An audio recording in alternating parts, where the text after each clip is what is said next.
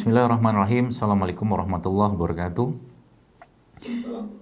Alhamdulillah allazi anzala sakinata fi qulubil mu'minin liyazdadu imana ma'a imanihim walillahi junudus samawati wal ardi wa kana Allahu aliman hakima. Subhanaka la ilma lana illa ma 'allamtana innaka antal alimul hakim. Rabbi shrah li sadri wa yassir li amri wahlul 'uqdatam min lisani yafqahu qawli. Alhamdulillah, kita tentunya bersyukur pada Allah Subhanahu wa taala di kesempatan hari kelima kita berpuasa Ramadan seperti ini. Allah masih memberikan kepada kita semangat tentunya untuk meningkatkan keimanan ketakwaan kita di hari-hari yang terbaik, hari-hari yang sudah Allah siapkan tiap harinya, ampunan, rahmat dan segala macam privilege atau keutamaan yang memang tidak diberikan pada hari-hari yang lain di luar Ramadan ini yang memang punya keistimewaan sendiri. Tentunya ini menjadi suatu semangat untuk kita untuk mengenal bagaimana sebenarnya agama yang mulia ini, Islam yang mulia ini tentunya memberikan pedoman yang sangat jelas kepada kita semua untuk meningkatkan iman kita pada Allah Subhanahu wa taala, dan juga bukan sekedar iman tapi karya-karya keumatan kita kepada Allah, untuk Allah Subhanahu wa taala, sehingga hari-hari kita menjadi hari-hari yang penuh kebaikan, hari-hari yang penuh dengan kemanfaatan kepada orang lain. Baik, terima kasih kepada PT Bukit Asam yang sudah mengundang saya di kesempatan hari ini, dan juga ada Mas David Khalid, Masya Allah, dan tentunya mungkin di waktu yang tidak terlalu lama ini mudah-mudahan Allah berikan kemudahan saya untuk menyampaikan apa yang harus disampaikan, khususnya berkaitan dengan tema kita, bagaimana kita menyiapkan diri kita untuk bugar dan sehat selama Ramadan. Dan itu sebenarnya tidak lepas dari bagaimana kita mempelajari bagaimana Al-Quran memberikan pedoman tentang itu kepada kita semua. Baik Bapak Ibu sekalian yang saya hormati, kita tahu bahwa puasa Ramadan adalah salah satu bentuk caranya Allah untuk menghentikan atau memberikan kewajiban kepada kita semua berkaitan dengan kebiasaan atau mungkin salah satu aktivitas kita di dunia itu, yaitu makan atau minum, ya. Maka kata-kata kutiba alaikum dan kutiba dan alaikum dalam surat Al-Baqarah itu yang sering kita baca itu memberikan sebuah arahan yang sangat jelas, dan itu sebenarnya berat, ya. Sebenarnya berat. Kenapa saya katakan berat? Karena memang tidak mudah, ya, bagi kita manusia, ya, seperti kita ini yang untuk meninggalkan sebuah hal yang nyaman, yang enak, ya, khususnya berkaitan dengan makanan itu tidak mudah. Maka Allah Subhanahu wa taala umumnya memberikan banyak sekali jaminan-jaminan kepada kita semua ketika sesuatu yang dilakukan itu berat usaha yang kita kerjakan. Sebagaimana kita tahu bahwa puasa Ramadan atau puasa secara umum adalah salah satu bentuk cara kita, mungkin kalau saya membahasakan adalah menghajar hawa nafsu kita, menghajar hawa nafsu tadi untuk hawa nafsu tadi tunduk kepada iman dan akal kita. Itu salah satu caranya. Karena memang kita tahu bahwa manusia diciptakan Allah bukan cuma sekedar ada raga, tubuh, jasad seperti ini saja, tapi memang kita tahu bahwa dalam tubuh kita ini ada imannya kita, ada akalnya kita, ada jiwanya kita, ada hatinya kita, dan semua itu harus tunduk kepada Allah Subhanahu wa taala, harus tunduk kepada konsep keimanan atau keyakinan yang memang itulah menjadi salah satu tujuan dari akidah atau mungkin maqasid syariah yang sudah disampaikan dalam agama kita. Maka kita tahu bahwa semua itu berhubungan satu dengan yang lain. Jadi antara apa yang kita kerjakan, kita pikirkan atau kita rasakan itu akan mempengaruhi diri kita. Sebagai satu contoh, kita tahu bahwa kalau kita bicara tentang salah satu konsep Islam atau konsep kesehatan dalam Islam, maka konsep kesehatan dalam Islam itu bukanlah mens sana in corpore sano, yang sering kita dengar bahwa tubuh yang kuat terdapat jiwa yang kuat, gitulah. Mungkin bahasa seperti itu. Kalau konsep ini kita pakai, nanti akan terbentur, ya, dengan konsep bagaimana Nabi tentunya punya pandangan sendiri, punya konsep sendiri, yaitu ala wa inna fil jasad, kata Nabi, sesungguhnya dalam tubuh manusia itu terdapat segumpal daging. Mudghah, kata Nabi, daging mudghah. Iza solahat solahat jasada kullu wa iza fasadat fasada jasada kullu, kata Nabi. Jadi Nabi mengatakan bahwa dalam tubuh kita itu terdapat segumpal daging. Kalau daging itu baik maka baiklah semua, daging itu rusak rusaklah semua. Maka daging itu adalah kolbu, kata Nabi SAW. Kolbu, ya, hati yang kita sering bahasakan dengan bahasa kita, atau mungkin dalam bahasa Inggris yang mungkin nyebutnya heart ya, seperti itu. Nah, konsepnya bukan dari outside to inside, tapi inside to outside. Itu konsep dasarnya ya. Jadi konsep dalam Islam itu kesehatan itu bukanlah dari luar ke dalam, tapi dari dalam ke luar. Kalau hatinya baik, kolbunya baik, pasti semua ngikut baik gitu, seperti itu. Maka sebenarnya kalau tadi saya coba menambahkan atau menguatkan tadi yang sampaikan Mas David tadi berkaitan dengan orang-orang yang bekerja, ya mungkin yang mereka bekerja dan mereka membutuhkan nutrisi. Sebenarnya kita tahu ya dalam Islam itu power ya, kekuatan dari seorang mukmin itu bukanlah cuma sekedar raganya saja ya, tapi keimanannya dia, ruhnya dia, hatinya dia, jiwa dia yang taat dan tunduk pada Allah. Itu konsepnya ya. Kenapa saya boleh atau kenapa saya berani mengatakan hal seperti ini? Karena memang tidak pernah kita melihat dalam sejarah kaum muslimin ya, terutama bersama dengan Rasulullah SAW dan para sahabat itu mereka berperang dengan jumlah yang jauh lebih besar ya.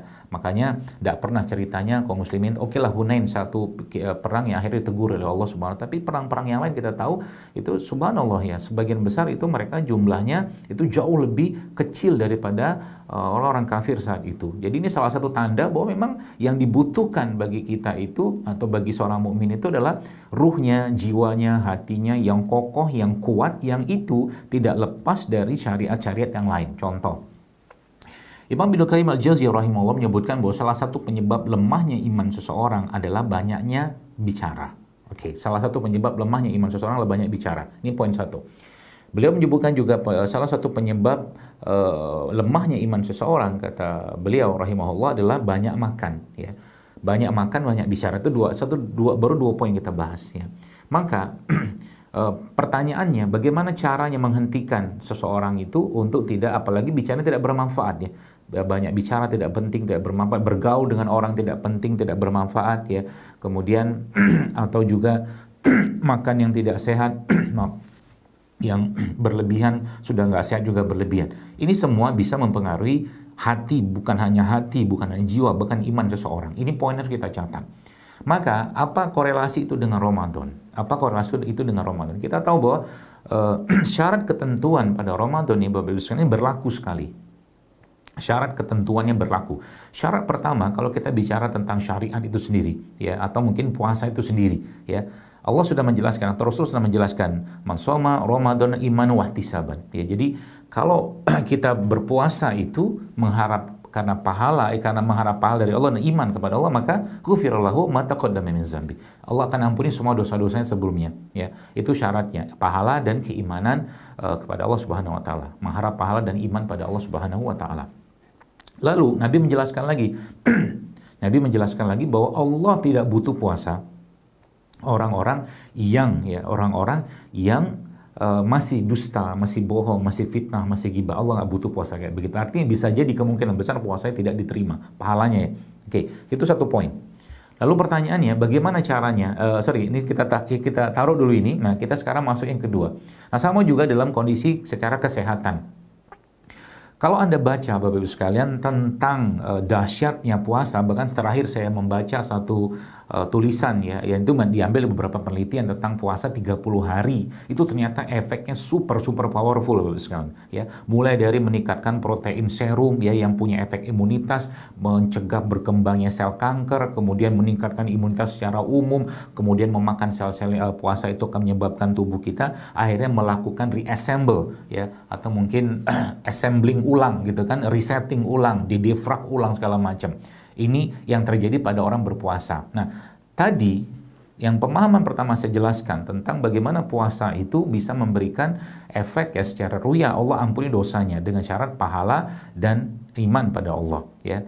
Dengan syarat lagi apa? Di situ kan ada kata-kata Nabi tadi, Allah tidak butuh puasa orang-orang yang masih bohong, fitnah, ghibah segala macam. Artinya syarat ketentuan ini berlaku untuk puasa. Sehingga supaya kita Bapak Ibu sekalian tidak sibuk dengan bicara yang tidak penting. Kita tidak sibuk dengan ngobrol, bergaul dengan hal-hal orang-orang mungkin zaman sekarang tuh ya bahasa keren itu toxic people kali ya. Toxic people itu ya. Ya, obrolan itu nggak ada faedah sama sekali ngobrol sama orang kayak begini ya. Maka itu salah satu caranya Allah Bapak Ibu sekalian untuk membuat kita tidak banyak bergaul. Situ apa yang terjadi kita lihat. Allah jelaskan dalam Al-Quran, Allah bilang apa? Allah sampaikan apa? Syahrul Ramadana unzila fihil Quran, kata Allah, bahwa Ramadan itu adalah bulannya Quran, diturunkannya Quran. Maka kita disebutkan dengan Quran. Dan itu kita bisa lihat dari sejarah perjalanan para salafus soleh, orang-orang soleh zaman dulu, yang mereka semua memang menyibukkan diri dengan Quran. Bahkan sebagian besar majelis-majelis ulama zaman dulu itu mereka hentikan semua ketika Ramadan untuk mereka benar-benar fokus dengan Quran. Tidak heran, Bapak sekalian, mereka katakanlah di bulan ini yang ada bisa khatam satu hari, ada bisa khatam dalam satu witir, ada bisa khatam 3 hari, seterusnya. Ini kan bukti bahwa ternyata memang aplikasi atau implementasi ya, atau penerapan dari bagaimana kita tidak banyak bicara tadi, kita lebih banyak berinteraksi, bergaul dengan Quran, itu diterapkan mereka dalam Ramadan. Kenapa? Nah, ini ada satu hal yang saya mau sampaikan di sini, bahwa ya kalau mungkin ada orang, dok, kalau makan misalkan nggak sehat gimana, yang kalorinya tinggi, nggak sehat juga, kemudian banyak bahan-bahan tambahan bahan sintetiknya seperti apa. Makanya saya jawab, sebenarnya itu jauh lebih ringan tanda kutip sebenarnya daripada racunnya hati seseorang, racun hati, toksin hati. Itu jauh lebih powerful besar. Dan saya melihat sendiri itu di banyak sekali kasus-kasus penyakit yang saya temukan, ya, kanker, autoimun, semuanya itu tidak lepas dari toksin hati yang sangat banyak di sana yang dirasakan oleh seseorang. Racun, ya, racun itu dalam bentuk apa? Emosi, perasaan. Itu kan nyambung sama hadis yang Nabi sampaikan tadi. Itu. Maka pertanyaannya bagaimana cara membersihkannya. Nah, Allah jelaskan ya tadi bahwa Al-Quran atau Ramadan adalah bulannya Quran. Itu yang pertama, bulan turunannya Quran.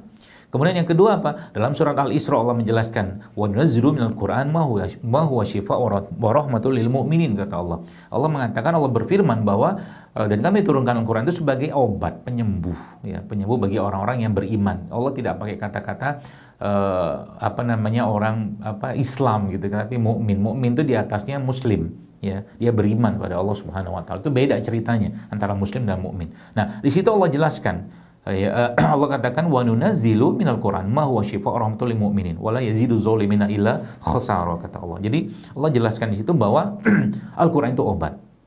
Al-Quran itu bukan sekedar obat, tapi syifa. Syifa itu lebih luas, ya, manfaat atau mungkin kaidahnya kalau kita bahas syifa itu. Nah, makanya dalam bulan Ramadan ini sebenarnya yang Allah inginkan bagi kita, ya, penyakit-penyakit hati inilah yang mau kita berantas atau mungkin berangus, kita habiskan, kita eliminasi dengan Al-Quran tadi. Itu poin utamanya, ya. Maka ini udah 5 hari Ramadan nih. Coba kita mulai bertanya, kira-kira sudah berapa banyak halaman Quran yang kita baca, atau alhamdulillah kalau seandainya sudah ada yang khatam satu Quran, masya Allah kalau sudah ada, ya, itu luar biasa. Kalau sudah ada, ya, berarti bisa kita hitung tuh kira-kira berapa di lembar satu hari dia baca, berapa juz dia baca. Nah, ini perlu jadi evaluasi. Kenapa? Karena memang dia akan, Al-Quran itu seperti kalau Anda lihat seperti lantai yang kotor kemudian disemprot. Nah, begitulah dia akan membersihkan hati seseorang ketika ditadaburi, diyakini, diimani. Itu sebabnya orang-orang yang merasakan vibes, ya, atau mungkin vibrasi dalam Quran ini, dia akan merasakan kekuatan yang luar biasa, sehingga nggak heran baru satu ayat dibaca nangis.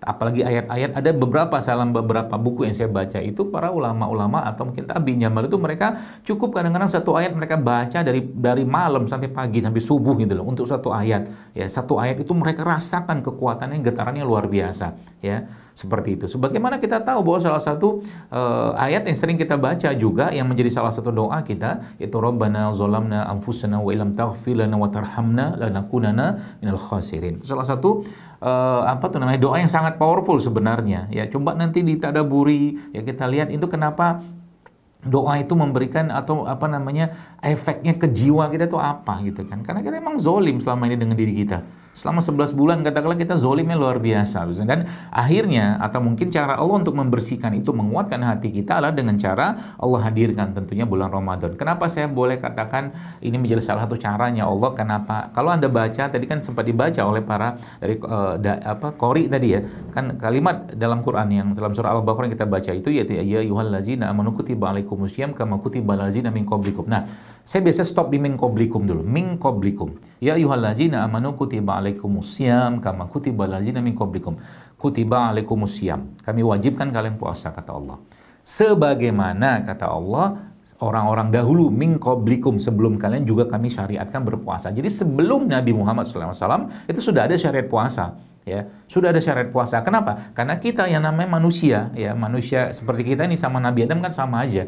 Ya cuman kita beda di casing doang. Nabi Adam tinggi 60 hasta 27 meter, kita ya paling tinggi 2 meter lah. Cuma beda casing doang. Tapinya jeroannya kita semua kan sama. Gak ada bedanya. Maka puasa dijadikan bentuk atau caranya Allah untuk mendetoks. Apa yang didetoks sebenarnya? Hatinya didetoks, jiwanya didetoks, nafsunya didetoks dengan cara apa? Kurangi makan, ya. Maka tadi ada satu video saya lihat itu kan, ada satu video ini menurut saya benar juga gitu. Kata-kata ulama atau dai ini kan Ramadan is a month, dia bilang ini dalam bahasa, dia lulusan Mesir, dia ngomong dalam bahasa Inggris, dia cerita Ramadan is a month of fasting, dia bilang, bukan feasting. Dia bilang feasting itu kan kayak buas gitu loh.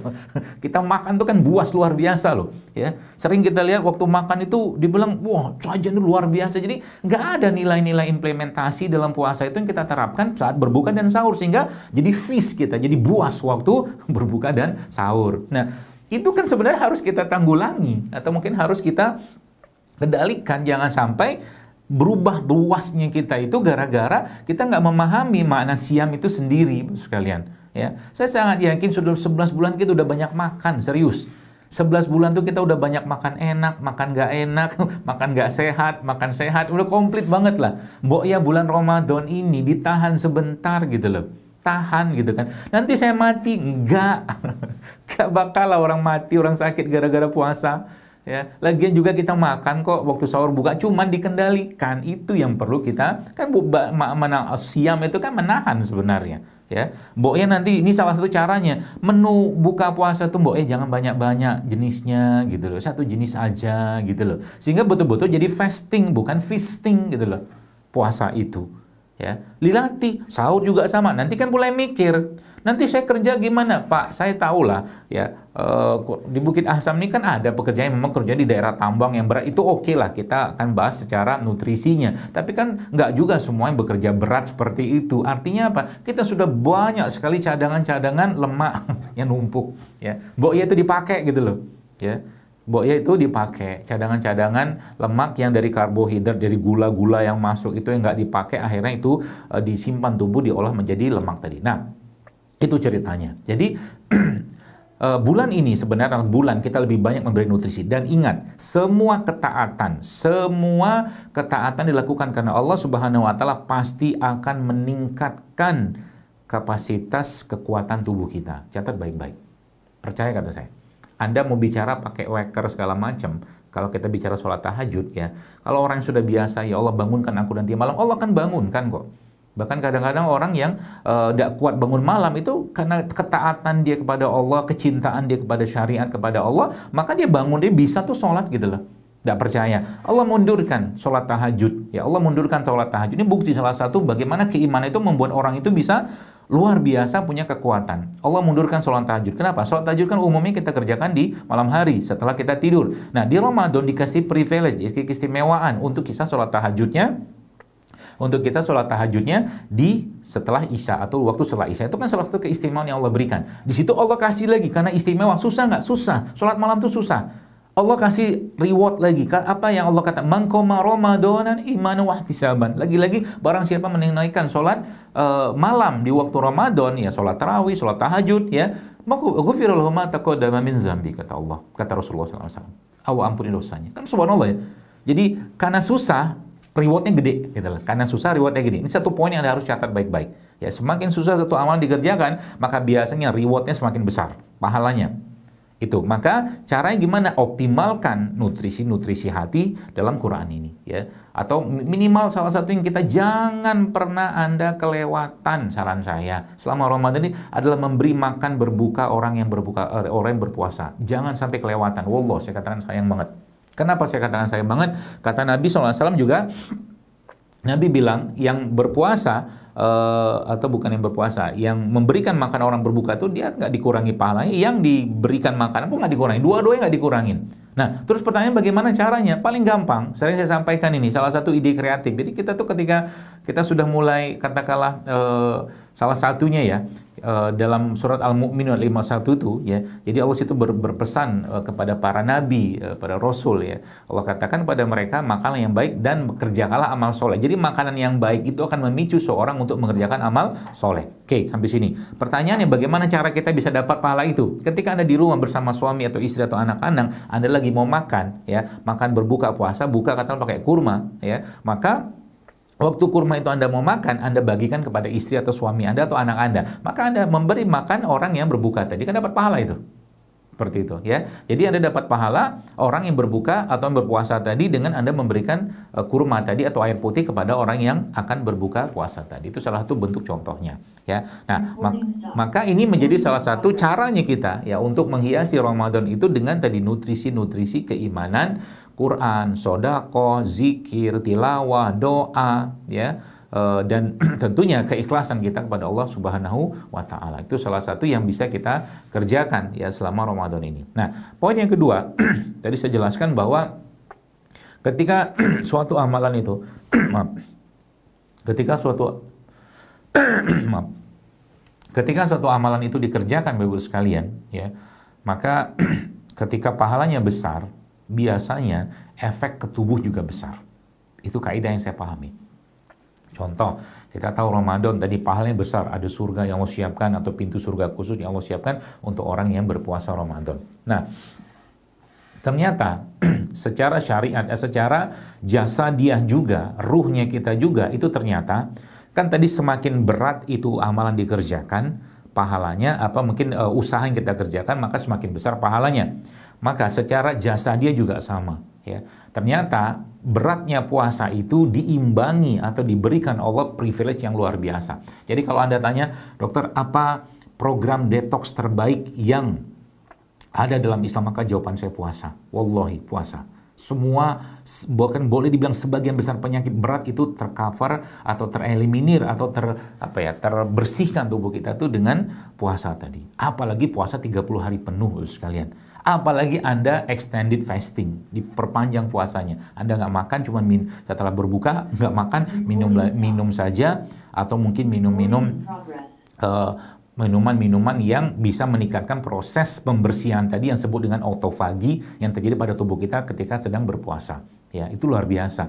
Jadi saya itu membayangkan kalau semua kaum muslimin ya betul-betul menerapkan pola puasa Ramadan ini dengan baik, tapi kita tidak kerjakan puasa Ramadan ini, puasa 30 hari ini untuk sehat, kita tidak lakukan untuk sehat, karena sehat itu hanyalah efeknya saja. Ya, kita kerjakan karena iman dan mengharap pahala dari Allah Subhanahu wa Ta'ala. Maka berapa banyak penyakit-penyakit berat itu bisa hilang, Bos sekalian. Apalagi ditambah dengan nggak makannya sendiri, atau mungkin ya kita nggak makan atau puasa itu sendiri sudah memberikan efek yang luar biasa. Mulai dari sel imun kita meningkat, ya sel-sel rusak kita dibongkar, ya dihancurkan. Kemudian ketahanan terhadap sel kanker itu naik. Kemudian kecerdasan otak kita meningkat. Kemudian juga mikrobiom atau bakteri yang ada pada perut kita juga itu meningkat diversifikasinya. Kemudian juga semua sistem, boleh dibilang jantung, otak, paru, semua diperbaiki semua. Ya, beberapa yang saya baca dari literasi-literasi yang ada yang dibuat oleh orang-orang Barat, saya sering ketawa-ketawa aja. Kenapa saya ketawa? Orang ini sayang banget gak kenal Islam, saya katakan. Selain sayang banget gak kenal Islam, ya. Kalau mereka senang kenal Islam, mereka tahu Islam itu agama yang penuh dengan puasa loh. Ya, agama yang penuh dengan detox kalau boleh saya bilang. Mulai dari puasa Ramadan, Ayamul Bid, Sawalan, ada puasa Daud, puasa Asyura, coba Senin Kamis, seberapa banyak fitur puasa Allah kasih kepada kita.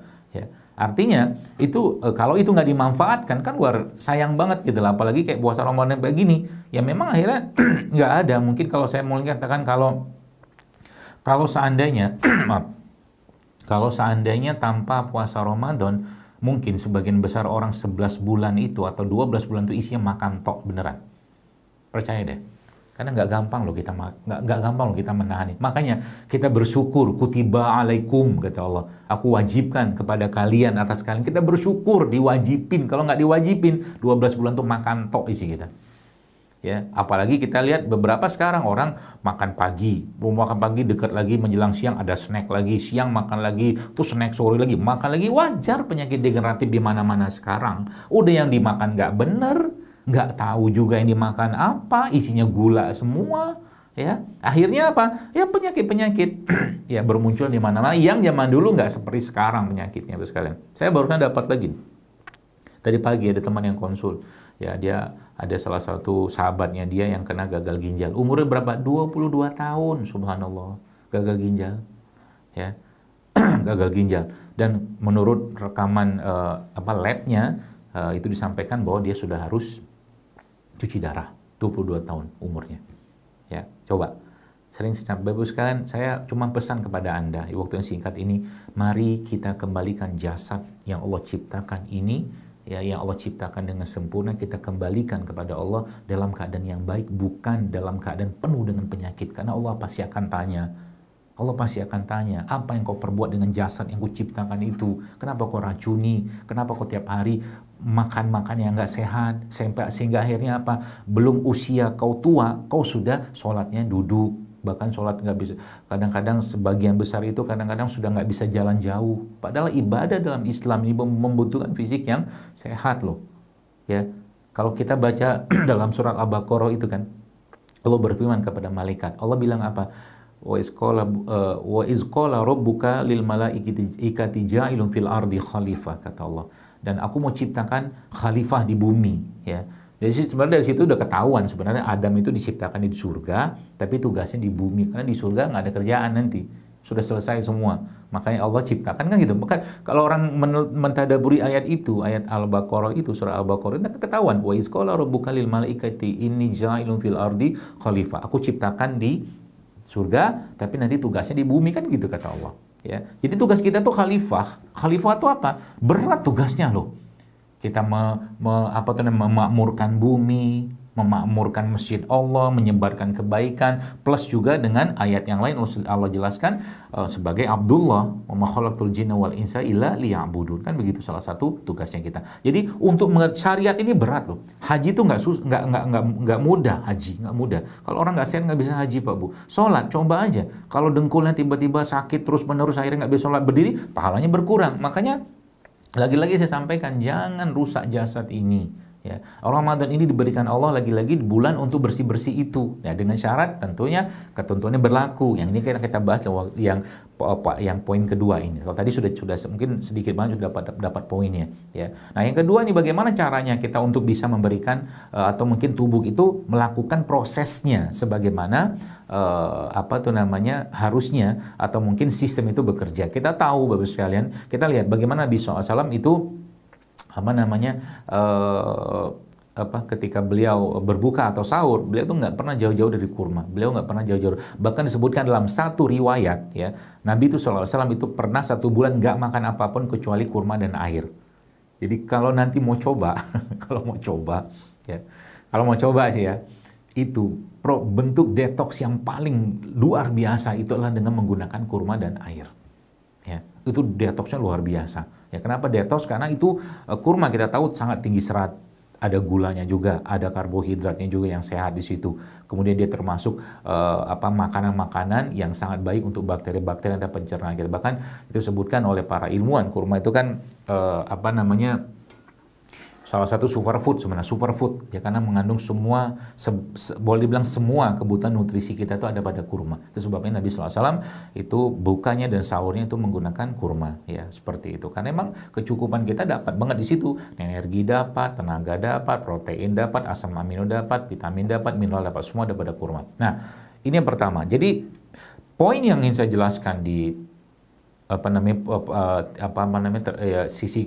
sesi kedua lah yang berkaitan dengan puasa secara jasa dia ini, puasa baru akan memberikan efek kalau seandainya kita makannya benar. Itu poinnya. Berarti saya nggak boleh dong makan gorengan. Saya tidak melarang, tapi kalau saya boleh milih, saya akan milih tidak. Ya, alhamdulillah selama berapa nih? Selama 5 hari Ramadan saya nggak nyentuh itu. Itu karena itu ujian berat bagi kita. Ya, seperti itulah. Baik, itu ya, poinnya. Pertanyaannya terus apa yang harus kita makan supaya badan itu bisa melakukan proses yang sudah ya atau mungkin yang sudah siapkan disetting sama Allah, apa yang harus kita makan? Maka jawabannya kalau saya mungkin jelaskan di sini yang pertama adalah serat ya, serat. Maka perbanyaklah mengkonsumsi serat. Oh dokter, saya kan makan es campur. Masalahnya ntar dulu. Es campur kita makan itu bagus sekalian, kan banyak gulanya ya. Es campur kita makan itu banyak gulanya. Contohnya dari sirup-sirupan itu atau mungkin kental-kental manis atau susu kental manis itu kan gula semua isinya tuh ya. Makanya kalau Anda mau bikin es campur, nah bikin es campur versinya saya. Oh gimana caranya dok? Gampang. Anda ambil air kelapa, nggak usah kelapa muda, kelapa tua juga keren. Kelapa tua itu air isotonik terbaik, mau kelapa tua, mau kelapa muda itu air isotonik, air isokinetik terbaik yang Allah ciptakan dan tidak bisa dibandingkan dengan air isotonik manapun di supermarket, nggak bisa. Itu air kelapa, baik tua dan muda, yang pertama. Tua deh biar gampang kan, biar gampang ya. Nanti itu dia punya air itu Anda ambil ya, ambil airnya lalu ambil sebagian aja mungkin seperempat atau ya sedikit aja kelapa itu Anda potong-potong misalnya ya untuk jadi masuk ke dalam air kelapa tadi. Lalu tambahkan di situ, Anda bisa tambahkan di situ seperti kolang-kaling, lidah buaya, rumput laut ya, beberapa jenis buah dan tambahkan madu. Itu sudah jadi campur. Karena nggak pakai es maka saya nyebutnya campur saja. Gitu ya. Jelas ya? Itu sudah sangat apalagi Anda tambahkan beberapa jenis protein di situ seperti boleh pakai alpukat ya, Anda tambah alpukat itu sudah jadi, itu serat semua itu ya, tambah beberapa jenis buah-buahan ya kayak nanas ya, termasuk nanas itu salah satu sumber enzim yang sangat besar yang ada pada nanas itu terletak pada bonggolnya ya, jadi Anda makan bonggolnya. Lalu daging nanas diapain? Dimakan juga, tapi yang tinggi itu bonggolnya. Jadi itu salah satu contohnya serat ya. Termasuk juga sayur-sayuran ya. Anda mulai banyak konsumsi sayur-sayuran di Ramadan ini supaya sistem itu bisa kembali tersetting ulang. Percayalah kalau Anda kerjakan ini, nanti lihat penyakit itu hilang dengan sendirinya ya. Itu yang pertama, serat. Jadi sumber serat itu dari mana? Sayur, buah, beberapa jenis lemak-lemak yang sehat ya, seperti zaitun, VCO itu sumber-sumber serat itu. Ya, jadi masukkan itu dalam daftar menu Anda tiap hari. Yang ini kalau mungkin saya kelompokkan ini kita sebutnya sebagai prebiotik serat. Ya, seperti itu prebiotik. Nah, itu poin yang pertama. Lalu yang poin kedua, bagaimana caranya untuk meningkatkan aktivitas bakteri yang ada pada pencernaan kita. Nah, salah satu yang biasa saya sarankan adalah Anda mengkonsumsi semua produk-produk yang menggunakan atau berbasiskan fermentasi. Ya, fermentasi. Jadi fermentasi itu, fermentasi tahu lah ya, tempe, seperti itu kan tape. Jadi tape itu bagus sebenarnya, karena kan dia fermentasi kan. Ya, jadi kalau nanti campur es tadi, campur nggak pakai es tadi itu kita tambahkan tape itu bagus. Atau tambahkan ketan itu bagus. Ya, tambahkan madu juga sebagai pemadisnya itu Masya Allah luar biasa. Ya, itu sudah saya share di YouTube saya, seingat saya itu juga ada penjelasan tentang itu. Ya. Tentang bagaimana kita mengubah pola makan kita sehingga Ramadan ini berbeda dengan Ramadan atau dengan 11 bulan yang lain, khususnya dalam urusan makanan. Sebab apa? Di sini kita akan melatih. Ya, kita melatih supaya nanti di 11 bulan kan judulnya kan setan kan dibelenggu di bulan ini. Setan dibelenggu di bulan ini. Jadi kita sudah 1 bulan kalau benar-benar kita melaksanakan itu, Bapak Ibu sekalian, pedoman bagaimana puasa yang baik itu, maka kita sudah setan sudah tertinggal jauh dari kita selama 1 bulan. Jangan lagi setan tuh ngikutin kita, dampingi kita terus menerus. Ya seperti itu. Ya. Baik, yang kedua adalah yang berkaitan dengan fermentasi tadi. Jadi makanan-makanan fermentasi itu kalau Anda mulai masukkan dalam daftar menu Anda tiap hari itu Masya Allah luar biasa bagus. Kalau dokter sendiri makannya apa? Kalau mungkin sahur atau buka itu pasti ada cairan probiotik yang saya minum tiap hari. Ya, pasti ada. Ya, saya campurkan dengan air, campurkan madu, campurkan probiotik itu saya minum tuh. Itu kalau Anda baca penelitian tentang probiotik, mulai dari kecerdasan, mulai dari otak, jantung, semuanya diperbaiki, salah satunya efek dari bakteri tadi. Bakteri-bakteri yang ada pada cairan probiotik tadi. Contohnya apa? Paling gampang cuka. Cuka apel itu probiotik. Bukan probiotik, tapi dia termasuk cairan fermentasi lah, juga sangat baik juga untuk mencegah terjadinya peningkatan kadar gula darah setelah mengkonsumsi produk yang tinggi gula. Ya. Apa contohnya produk probiotik atau fermentasi ini? ya tempe, tape ketan, kemudian kalau orang Korea kan kimchi, atau mungkin Indonesia mungkin tauco, miso kalau Jepang, ya, atau mungkin roti-roti yang dibuat dengan cara fermentasi menggunakan bakteri seperti sourdough itu juga sangat baik. Yaitu masukin. Jadi ada probiotiknya, ada prebiotiknya. Ya termasuk beberapa yang beberapa waktu belakangan ini saya lagi coba trial, sudah agak lama sih makan, itu adalah bawang putih difermentasi. Ternyata kalau saya baca sih dalam beberapa penelitian dan tulisan para ilmuwan itu, mereka menyebutkan ternyata semua produk yang fermentasi itu meningkatkan semua aktivitas semua kandungan nutrisi yang ada pada produk yang difermentasi. Contoh mungkin kalau kita bicara tempe itu kan asalnya dari kedelai. Jadi dalam tempe itu ada natrium, ada kalium, ada kalsium, magnesium. Semuanya ketika diubah menjadi tempe, setelah berubah jadi dari kedelai ke tempe, itu meningkat semua. Itu udah dahsyatnya bakteri itu. Ya. Jadi kalau kita bicara bakteri ini sebenarnya mereka, kalau bakteri-bakteri baik ini, nanti mereka kalau ketemu dengan makhluk-makhluk jahat yang ada dalam tubuh kita, seperti sel kanker, mereka akan mendakwahin. Jadi sel kanker didakwahin sama bakteri tadi. Ya. Emang bisa begitu? Iya. Kalau Anda lihat secara mikroskopi sebenarnya sel-sel kanker itu dengan adanya bakteri itu dia di encapsulated, jadi dibungkus sama dia. Kembalilah ke jalan yang benar, kata dia begitulah. Jadi makanya Masya Allah ya, tubuh kita ini kalau kita sering-sering berkomunikasi dengan mereka dengan mengirimkan pasukan-pasukan yang benar dan baik gitu kan, maka dia bisa melakukan tugasnya dengan baik pula. Jadi sayang banget kalau seandainya momen-momen Ramadan kayak begini kita udah dapat keutamaan puasanya, makannya nggak benar, sayang banget karena proses itu tidak akan bisa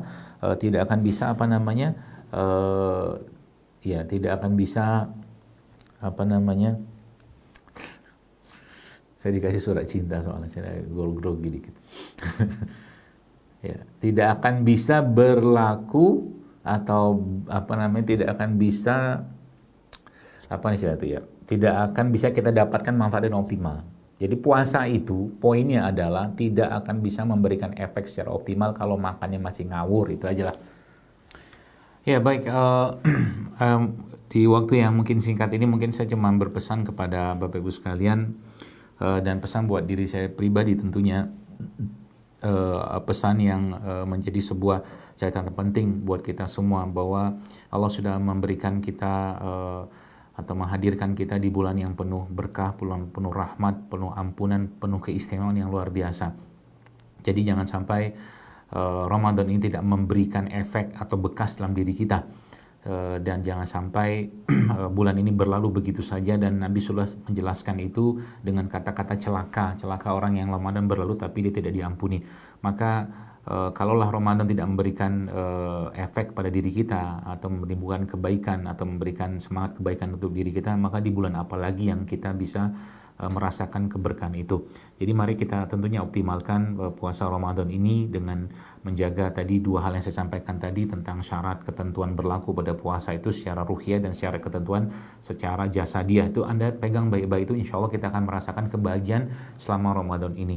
Dan yang tidak kalah pentingnya berkaitan dengan kesehatan kita juga, mungkin yang tema kita hari ini adalah jika sehat tidak membuat kita semakin taat kepada Allah, maka mungkin sakit lebih baik untuk kita. Itu mungkin pesan saya.